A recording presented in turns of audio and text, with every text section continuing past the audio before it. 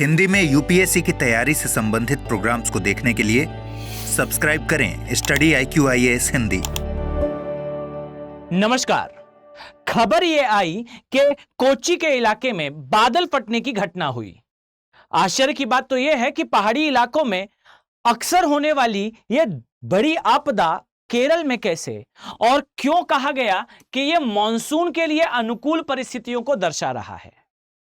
मौसम विभाग के द्वारा आज से कुछ समय पहले यह जानकारी भी दी गई थी कि इस वर्ष का जो मॉनसून है यह अबव नॉर्मल अर्थात औसत से अधिक स्ट्रॉन्ग मॉनसून होने वाला है। इस बारे में चर्चा करते हैं। यहां आप पाएंगे कि केरल के कुछ इलाकों में, खासकर यहां जो आप नाम देख पा रहे हैं, इन क्षेत्रों में लगातार वर्षा हुई।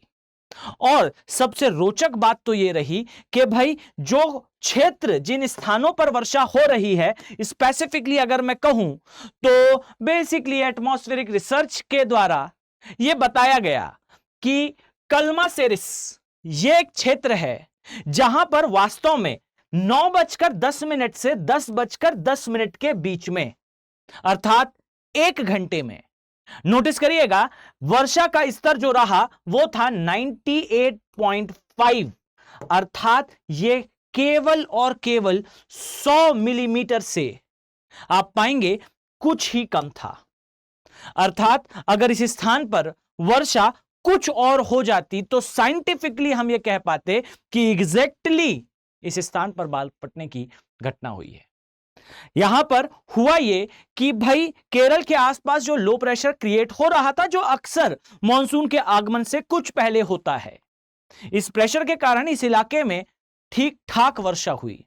और कितनी वर्षा हुई इस बात से आप अंदाज लगाएं कि केरल में मंगलवार की सुबह आप पाएंगे कि दक्षिणी और मध्यवर्ती भाग में वर्षा के कारण स्थान में जल भराव की स्थिति निर्मित हुई। अब ये जो जल भराव था, ये जल भराव खासा इंपॉर्टेंट इसीलिए भी है क्योंकि ये सीजन बेसिकली हमारे मॉनसून के आगमन का है। अब यहां ध्यान से देखें, मौसम विभाग का इस पर कहना है कि भाई ये मॉनसून के आगमन के लिए अनुकूल परिस्थितियां हैं क्योंकि केरल में बीते कुछ दिनों से भारी बारिश हो रही है। पश्चिम की ओर से हवाएं और भी तेज हो चुकी हैं। अगर आपने भारतीय मॉनसून के बारे में कुछ पढ़ाई करी हो, कुछ अध्ययन करा हो, तो आई थिंक आप बेहतर तरीके से जानते होंगे कि भारत में मॉनसून का आगमन कुछ इस प्रकार से होता है कि भाई यह है हमारा प्रायद्वीपीय भारत वाला एरिया, और आप पाएंगे कि कुछ इस प्रकार से भारत में प्रवेश करता है भारतीय महा मॉनसून। और भारत के इस आकार के कारण आप पाएंगे कि इस स्थान पर दिखने वाला राज्य केरल सबसे पहले इसके प्रभाव को देखता है। अर्थात हमारा जो केरल वाला पार्ट है, इस पार्ट में आप पाएंगे कि मॉनसून का सबसे पहला वर्षा का जो पैच है ये क्रिएट होता है। ये हमारा मॉनसून कहलाता है साउथ वेस्टर्न मॉनसून, अर्थात हमारा दक्षिण पश्चिम मॉनसून। और इस मॉनसून के आगमन के साथ केरल में सबसे पहले वर्षा होती है। यहां पर मौसम विभाग के द्वारा यह जानकारी भी दी गई कि किन 3 शर्तों के आधार पर मौसम विभाग इस जानकारी की पुष्टि करता है कि भाई भारतीय उपमहाद्वीप में, खासकर भारत में, वर्षा का काल प्रारंभ हो चुका है। ये 3 कंडीशंस के फुलफिल होने पर डिक्लेयर करा जाता है, घोषित करा जाता है।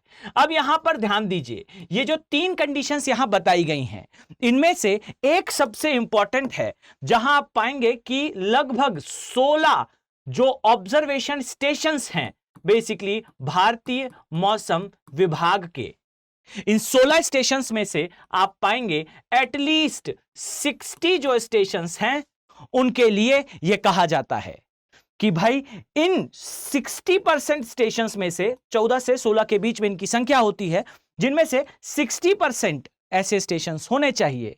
याद रखें कि ये अबव 2.5 अर्थात लगभग 2.5 के आसपास, 2.5 मिलीमीटर के आसपास वर्षा और इसमें बढ़ोतरी देखी जाए। अगर इन 14 से 16 स्पेसिफिकली अगर हम कहें तो 14 मानक माने जाते हैं, इन ऑल टोटल संख्या और भी ज्यादा होती है। यहां इन 14 स्टेशंस में आप पाएंगे कि एटलीस्ट इनके 60% में 2.5 मिलीमीटर से ज्यादा और उसकी वृद्धि देखी जाए, तब की एक पुख्ता कंडीशन होती है जहां पर जो डिपार्टमेंट है हमारा उसके द्वारा डिक्लेयर करा जाता है कि मानसून का आगमन है। लेकिन यहां गौर करिए इन स्टेशंस को, आप पाएंगे मिनिकॉय का एरिया हो, अमीन का एरिया हो, तिरुवनंतपुरम हो या फिर कोल्लाम हो या फिर आप कोट्टायम देखें। कोट्टायम, कोच्चि, कोल्लाम, मिनिकॉय, ये सारे एरियाज बेसिकली मॉनसून के लिए आमुख क्षेत्र में आते हैं। अर्थात अगर हम देखें तो जिस दिशा से भारतीय महामॉनसून प्रवेश करता है उस दिशा के आमुख ये प्लेसेस आपको दिखेंगे। अब अगर इन स्टेशंस में आपको वर्षा होती हुई दिख रही है, इसमें बढ़ोतरी आपको दिख रही है, इसका अर्थ यह है कि भारत में वेलकम मॉनसून आ चुका है। और सबसे बड़ी बात, अगर केरल में मॉनसून का प्रभाव या फिर बादल फटने जैसी घटना हमें महसूस हो रही है जिसे क्लाउड बस्टिंग कहा जाता है, अगर यह हमें फील हो रहा है, इसका अर्थ क्लियर है दैट भारतीय महामॉनसून अब आने वाले समय में काफी मजबूत दिखाई देगा। कंडीशंस फेवरेबल हैं, अनुकूल हैं। यहां मैं आपका ध्यान इस बात पर भी आकर्षित करना चाहूंगा कि आज से कुछ समय पहले ही यह खबर आई थी कि भाई ला नीना की कंडीशंस क्रिएट होने लगी हैं और यह ला नीना का अर्थ हमारे लिए एक शुभ संकेत की तरह है। रीजन इज कि ला नीना का आना भारतीय महामॉनसून को सकारात्मक रूप से प्रभावित करता है, अर्थात पॉजिटिवली इफेक्ट करता है। हमारा मॉनसून और भी मजबूत होता है। अब जरा इन घटनाओं को तालमेल में लाते हुए कंक्लूजन ड्रॉ करें। केरल के क्षेत्र में नो डाउट बाढ़ का आना हमारे लिए एक आपदा से कम नहीं है, लेकिन केरल के एरिया में वर्षा का होना अर्थात पर्याप्त बारिश हो जाना, मॉनसून आने के पहले ही बाढ़ जैसी स्थिति का कहीं कहीं निर्मित होना, साथ ही हमारी जो साउथ वेस्टर्न मॉनसून है इसके लिए जो निम्न वायुदाब है इसका जो है वो निर्माण होना, और साथ ही पहले से आ रही खबरों का ला नीना को फेवर करना इंडिकेट किस ओर करता है, शायद इस खबर की ओर करता है। खबर है अबव नॉर्मल यानी कि स्ट्रॉन्ग रेनफॉल, स्ट्रॉन्ग मॉनसून। कहीं ना कहीं इसकी डिमांड आप पाएंगे कि बीते समय में भारत में रही भी है, क्योंकि आई थिंक आपने अभी से कुछ समय पहले का मेरा वीडियो जरूर देखा होगा। भारत में जो ग्रीष्म ऋतु है ये काफी प्रचंड रही। ये साल हमारे लिए काफी गर्म रहा। ये इसीलिए भी हमारे लिए बहुत घातक रहा क्योंकि इस समय भारत में हीट वेव का प्रकोप देखने को मिला। अब ये जो आता हुआ मॉनसून है, नो डाउट ये हमारे लिए कहीं ना कहीं एक पॉजिटिव इंपैक्ट लेकर आएगा। गर्मी से राहत हमें जरूर देखने को मिलने वाली है। आई थिंक आपके लिए यह वीडियो इंफॉर्मेटिव रहा है। अब जरा ध्यान दीजिए, यहां वीडियो में 2 डायमेंशन मैंने आपसे खासा चर्चा की है। सबसे पहला है क्लाउड बस्टिंग को लेकर। याद रखिए क्लाउड बस्टिंग में 100 mm की बारिश होना 1 आवर में आवश्यक है, अर्थात 1 घंटे में 100 mm की बारिश होना आवश्यक है। 1 घंटे का समय याद रखिएगा। दूसरी चीज, भारतीय महामॉनसून के आगमन को पुष्टि भारतीय मौसम विभाग के द्वारा 3 कंडीशंस के फुलफिल होने पर होती है, जिसमें से 2 आपके लिए खासा इंपॉर्टेंट है। एक जो मैंने आपको अभी बताया और दूसरा है भाई पश्चिमी हवाओं का स्ट्रांग होना, अर्थात जो पवनें हमारे यहां आ रही हैं उनका मजबूत होना। अब इस बात का भी ध्यान रखें कि जो ऑब्जर्वेशंस हैं ये खासा इंपॉर्टेंट हो जाते हैं। साथ ही ला नीना का ईयर डिक्लेयर हो चुका है ऑफिशियली। आप देखेंगे तो समय के साथ और भी डिक्लेरेशंस आने वाले हैं। मैं उम्मीद करता हूं कि आपके लिए यह वीडियो इंफॉर्मेटिव है। साथ ही याद रखिए, अगर आप आईएएस एग्जाम की तैयारी के बारे में सोच रहे हैं तो स्टडी IQ आपके लिए एक शानदार मौका लेकर आया है। स्टडी IQ के जो प्रीमियम बैचेस है, अर्थात प्रीलिम से लेकर इंटरव्यू तक की तैयारी कराने वाले हमारे बैचेस, इन बैचेस में सेल स्टार्ट हो चुकी है। मई के महीने की यह सेल आपके लिए एक इंपॉर्टेंट अपॉर्चुनिटी लेकर आई है। अगर आप आईएएस एग्जाम की तैयारी एटलीस्ट लाइफ में एक बार इस तरीके से करना चाहते हैं जिसमें आपको एक्सपर्ट का गाइडेंस मिले, आपके पास क्वालिटी कंटेंट हो, तो वेलकम, आप इन बैचेस के साथ जुड़ सकते हैं।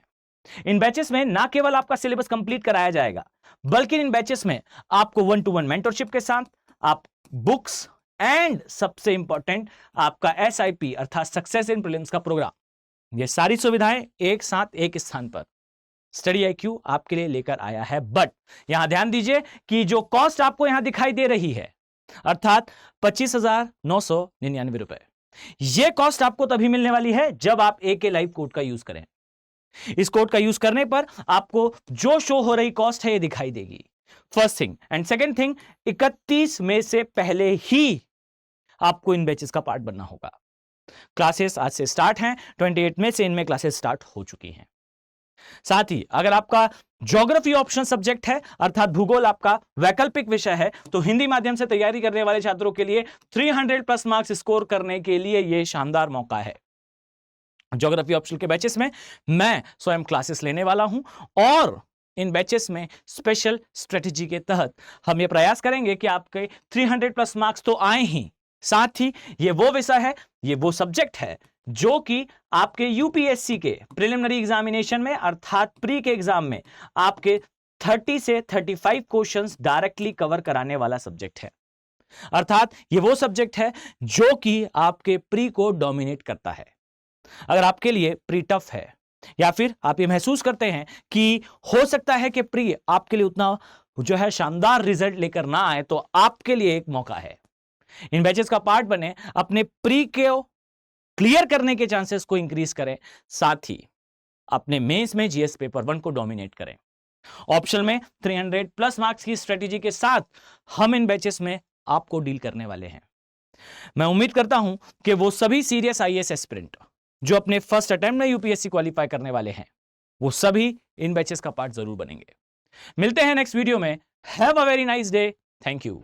हिंदी में UPSC की तैयारी से संबंधित प्रोग्राम्स को देखने के लिए सब्सक्राइब करें स्टडी IQ IAS हिंदी।